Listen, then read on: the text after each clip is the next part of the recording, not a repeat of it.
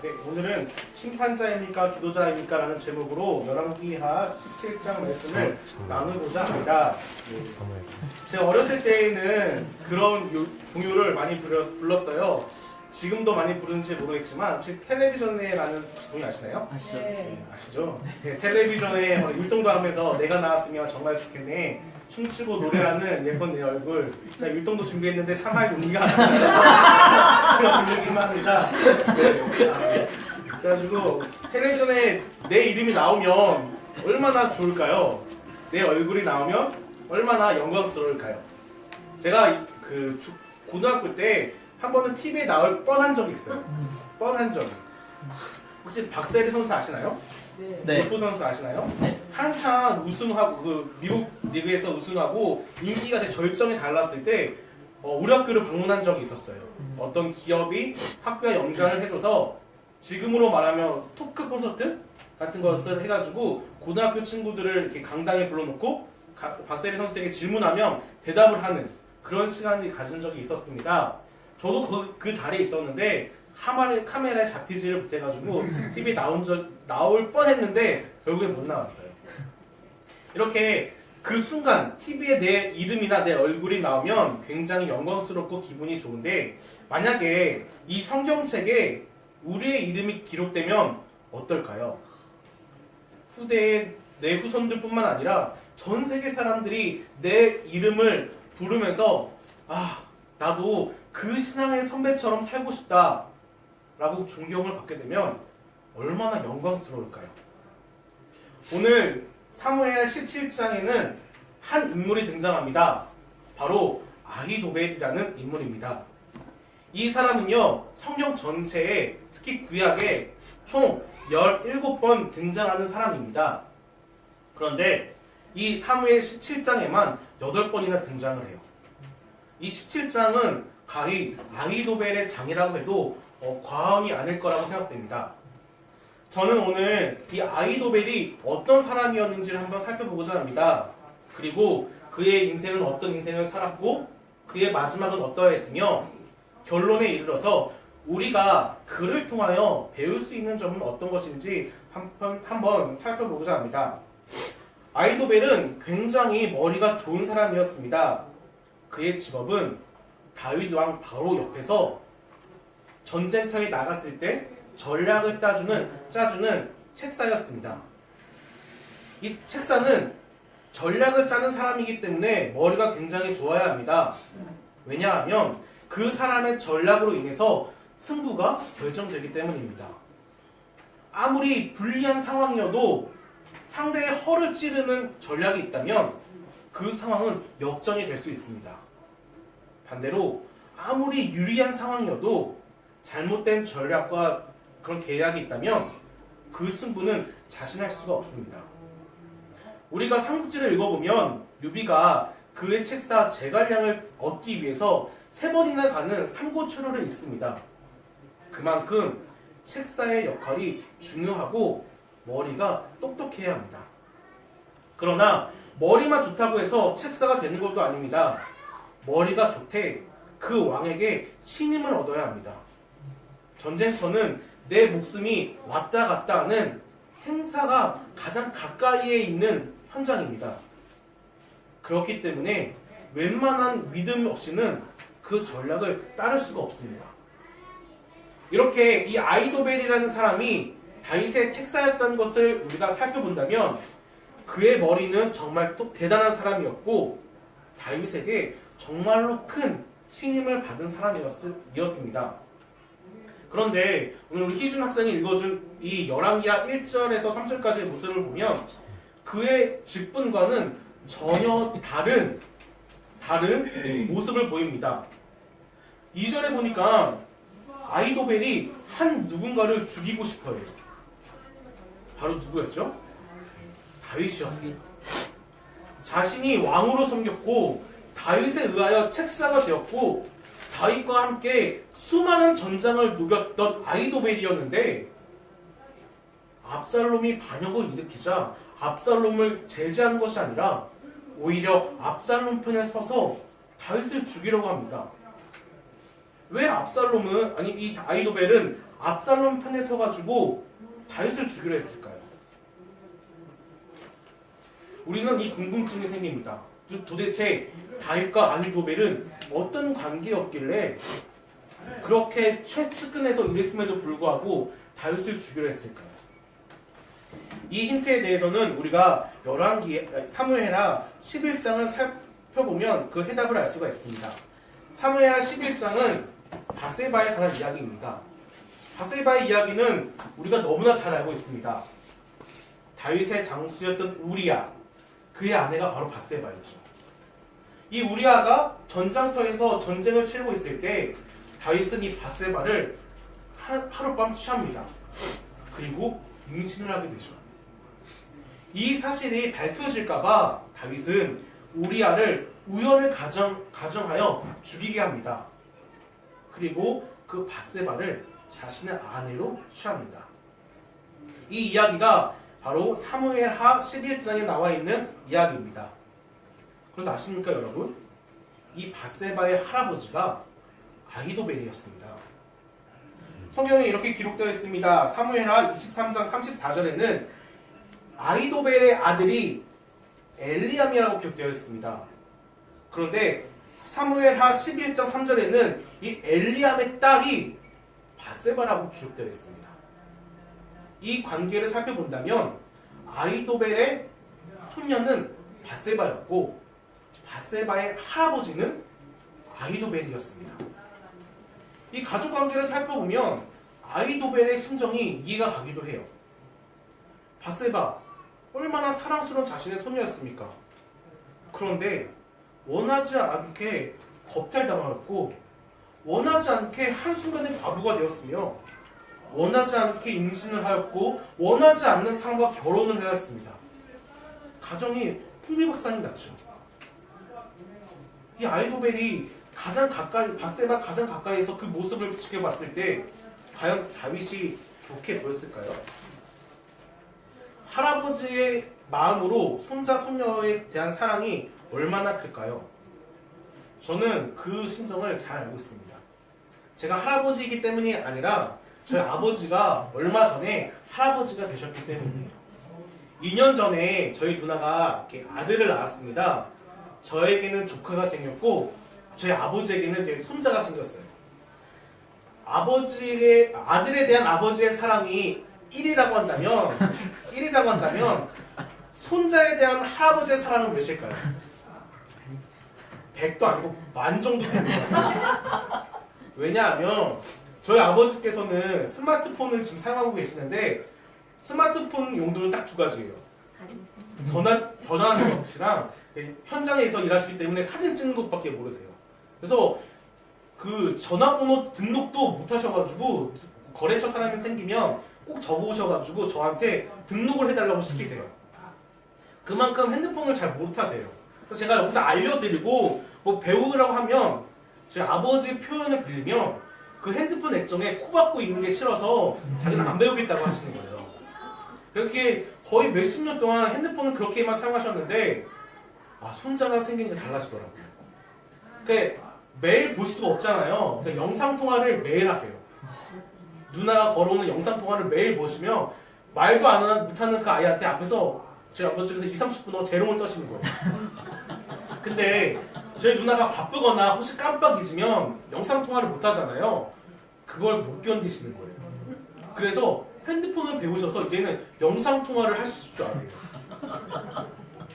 거기서 끝나는 게 아니라 이제 SNS까지 까셔가지고 사진도 주고받으실 수 있는 수준까지 되셨어요. 옆에서 아들이 그렇게 챙겨들어도 못하셨던 분이 손자가 생기니까 너무 쉽게 달라지더라고요. 작년 여름에 얼마나 더웠습니까? 30년 동안 저는 에어컨 없는 집에서 살았어요. 아무리 더워도 선풍기 한 대로 온 가족이 났는데 손자가 생기니까 이 손자가 집에 오면 땀띠 생긴다고 에어컨을 사시는 거예요. 얼마나 서러웠는지. 더 대단한 건 뭔지 아세요? 에어컨은 꼭 손자가 와야 시켜요. 그리고 더 대단한 거는 온 집안에 있는 창문을 다 열어놓고 에어컨을 켜세요. 그래서 에어컨을 킬 거면 창문을 닫지 왜 창문 열어놓고 에어컨을 키시냐 물어봤더니 아이한테 자연바람이 좋겠냐 에어컨 바람이 좋겠냐 물어보시는 거예요. 당연히 자연바람이 좋은데 그래서 창문을 열고 더우니까 에어컨을 켜신다는 거예요. 이상한 이론이긴 한데 잘 이해가 안 되진 않긴 한데 그만큼 손자에 대한 할아버지의 사랑은 대단하세요. 지난주에 제가 저희 교회에 처음 오지 않았습니까? 제가 지난주에 협동 목사님 사모님을 처음 뵀는데 저한테 핸드폰을 내미시면 손자 자랑을 하시더라고요. 처음으로 저한테 손자 자랑을 하시더라고요. 아들 자랑은 한 번도 못 들었는데 손자 손녀 자랑을 그렇게 하시더라고요. 그걸 보면서 역시 할아버지 할머니에 대한 손자 손녀의 사랑은 대단하구나 라고 생각이 들었습니다. 아이도벨도 그러지 않았을까요? 자신의 손녀인 바세바가 얼마나 이뻤을까요? 정말 그녀를 위해서라면, 손녀를 위해서라면 자기가 죽어도 뭐 이상하지 않았을 것 같아요. 그런데 다윗에 의해서 겁탈당했고 다윗에 의해서 과부가 되었고 다윗에 의해서 가정이 풍비박산났어요. 다윗이 좋아 보였을까요? 아니었겠죠. 그 속에서 늘 다윗에 대해 복수하고 싶은 마음이 가득 찼을 거예요. 그런데 압살롬이 반역을 일으키자 때는 이때다 하면서 압살롬의 편에 서서 다윗을 죽이려 하고 있죠. 오늘 우리가 읽고 있는 17장의 그 내용이 바로 그런 내용이에요. 아히도벨은 다윗을 죽이고 싶었어요. 그렇다고 한다면 우리가 이 17장을 읽기 전에 그 다윗과 아히도벨의 그 관계를 이해하고 이 17장을 읽는다면 우리는 어떤 마음이 들까요? 그래, 다윗이 잘못했지. 아히도벨의 마음이 맞아. 그래, 난 다윗보다 아히도벨을 응원하고 싶어. 라는 마음이 생길지도 몰라요. 저도 이 내용을 그 뒷배경을 이해하고 읽으니까 아히도벨의 마음이 이해가 되더라고요. 그런데 그 아히도벨의 결말은 어떠합니까? 정말 재미있게도 아히도벨이 압살롬에게 그 반역을 성공할 수 있는 길을 알려줘요. 그런데 압살롬은 그것을 거절하죠. 성경은 14절에 이렇게 기록되어 있습니다. 하나님께서 그 아히도벨의 계략을 막으셨다라고 기록을 해요. 하나님께서 누구의 편을 들어주신 거죠? 아히도벨이 아니라 다윗의 편을 들어주시는 거예요. 그렇게 자신의 계획이 받아들여지지 않고 반역이 실패로 돌아갈 것 같자 아히도벨은 결국 자신의 고향으로 돌아가 스스로 목을 매면서 자살을 합니다. 저는 이해가 되지 않았어요. 아니, 한 가정을 파멸로 일으킨 그 다윗의 편을 왜 하나님께서 들어주셨을까? 다윗에 의해서 가정이 파괴받은 그 피해자 바세바의 할아버지 아히도벨을 하나님께서는 왜 편들어주지 않으셨을까? 과연 우리 하나님은 정의로운 분이신가? 그렇다면 벌을 받아야 할 대상은 아히도벨이 아니라 다윗이지 왜 하나님은 다윗의 편을 들어주셨을까? 저는 이 설교를 준비하면서 그 고민이 가장 컸습니다. 그렇게 묵상하면서 제가 힌트를 얻었어요. 바로 로마서 말씀인데 제가 읽어드리겠습니다. 로마서 12장 19절이에요. 내 사랑하는 자들아, 너희가 친히 원수를 갚지 말고 하나님의 진노하심에 맡기라. 기록되었으되 원수 갚는 것이 내게 있으니 내가 갚으리라. 주께서 말씀하시니라. 아멘. 성경은 말하고 있습니다. 너희의 원수에 대해서 친히 너희 스스로가 복수하지 말거라. 그 원수에 대한 복수는, 그 원수에 대한 심판은 누가 하신다고 기록되어 있죠?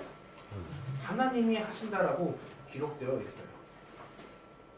이 아히도벨은요, 하나님께 물어보지 않았어요.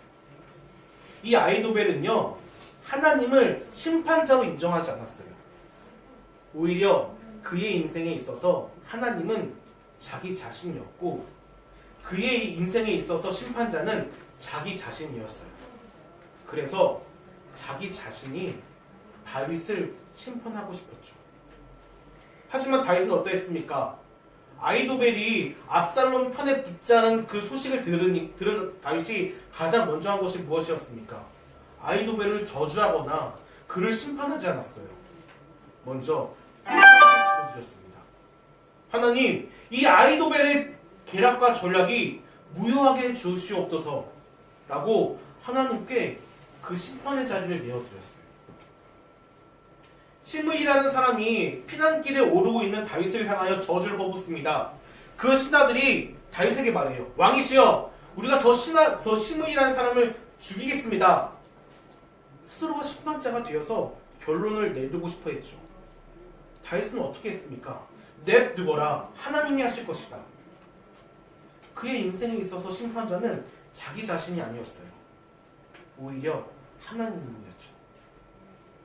아이도벨과 다윗의 가장 큰 차이는 그의 인생에 있어서 심판자가 누구였냐에 따라 누구냐가 가장 큰 차이입니다.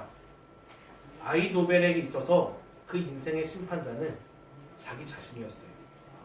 반면 다윗의 심판자는 하나님이셨죠. 이렇게 하나님께 모든 것을 위임해 드리고 다윗은 기도하는 사람이었어요. 그러자 어떻게 됐습니까? 나중에 살펴보겠지만 다윗은 자신이 원래 위치에 있던 왕의 자리로 복귀를 합니다. 하나님께 심판의 자리를 내어드리면 하나님께서는 그 사람이 있어야 할 곳으로 그 사람을 인도하세요. 반면 스스로 심판자가 되는 사람은요, 다른 사람을 심판하는 것까지 그치는 것이 아니라 하나님을 심판하기도 하고 더 나아가 자기 자신도 심판을 해요. 아이도벨이 왜 스스로 자살을 했을까요? 많은 학자들이 말을 합니다. 곧 반역에 실패할 것을 예언하고 그 실패에 끝날 것을 이제 두려워한 나머지 자살을 했다고 기록을 해요. 저는 그것에 동의를 합니다. 하지만 저는 한 가지 더 이유가 있을 것 같아요.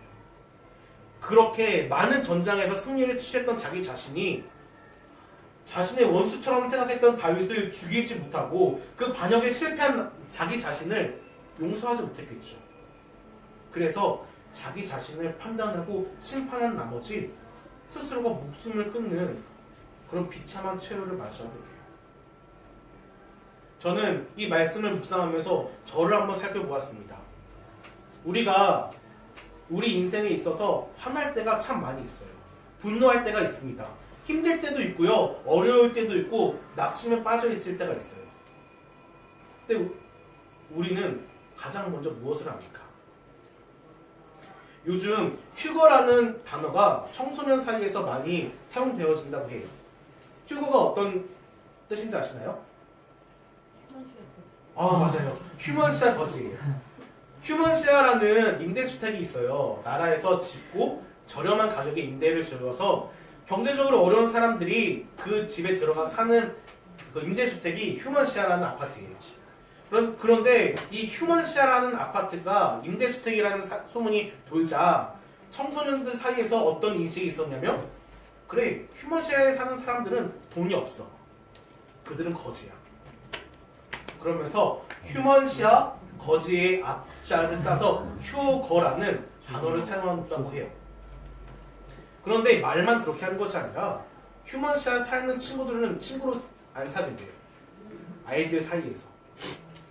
학부모님들 사이에서도 휴먼시아 학부모님들은 자신의 그룹에 껴주지도 않는데요. 계층이 생긴 거죠. 제가 요즘 많이 하고 있는 기도 제목 한 가지가 무엇이냐면, 저는 임대주택에 들어가는 것을 꿈꾸는 사람이에요. 네, 내년 정도에 이제 이사를 가야 되는 상황이어서 이제 준비하고 있는데 주택 시세를 알아보니까 제가 감당할 수준이 안 되는 거죠. 그래서 임대주택에 들어오시는 기도를 참 많이 해요. 하나님, 좋은 임대주택에 들어가게 해주세요. 그런데 만약에 이제 5월달에 제 아들이 태어났는데 제 아들 친구들이 제 아들 보고 야 휴거 하면서 왕따 시키고 손가락질하면 제 기분이 어떨까요? 만약에 그 주변에 있는 사람들이 제 아내한테 야 휴거하면서 왕따하고 조롱하면 저 못 참을 것 같아요. 당장 쫓아가가지고 그들이 내 아들과 내 아내에게 놀렸던 그것보다 더 큰, 저 그런 자신 있거든요. 그런 거 잘하거든요. 욕하고 막 이렇게 해주고 싶어요. 이게 사람의 마음 아닙니까? 당연한 마음 아닙니까? 그런데 하나님께서는 말씀하세요. 너희의 원수를 스스로 심판하지 말라고. 그 모든 것을 하나님께 드리라고. 우리가 분노를 낼 상황에 처했을 때 가장 먼저 해야 할 것은 분노하는 것이 아니라 하나님께 기도드리는 거예요. 이렇게 설교를 마무리하면 성도님들은 생각하시겠죠. 그러면 우리는 기도만 하면 됩니까? 우리가 그렇게 하나님께 기도드리고 하나님께 심판의 자리를 내어드리면 하나님께서 역사를 하십니다. 나를 통해서 혹은 다른 누군가를 통해서 혹은 하나님 스스로가 심판을 하세요. 그러면 모든 상황들은 하나님의 보시기에 아름다운 모습으로 마무리될 것입니다. 제가 바라건대 저나 여러분 모두가 우리 인생에 있어서 늘 웃을 일만 있는 건 아니잖아요. 우리 인생에 있어서 늘 즐거운 일만 있고 화낼 일은 없는 건 아니잖아요. 그렇게 분노가 치밀어 오르고 화가 날 상황 가운데 혹은 절망하고 분노가 치밀어 오를 때 우리 먼저가 내 인생의 심판자가 되는 것이 아니라 하나님을 심판자로 인정해드리고 먼저 기도하는 인생이 되기를 간절히 바랍니다. 오늘의 제목은 심판자입니까? 기도자입니까? 라는 제목입니다. 아히도벨은 심판자의 길을 걸었어요.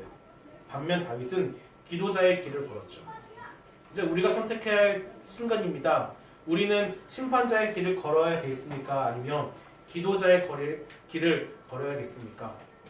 우리 모두가 기도자의 길을 걷는 커피와 교회 성도님들 되시기를 간절히 바랍니다. 함께 기도했으면 좋겠습니다. 우리 이렇게 기도했으면 좋겠습니다. 하나님, 내 인생의 심판자는 내가 아닙니다. 오직 하나님이십니다. 하나님께 기도드릴 때 주여 내 인생의 심판자가 되어주시고 내 인생을 아름다운 길로 인도해 주옵소서라고 다 같이 소리내어 기도했으면 좋겠습니다. 기도하겠습니다.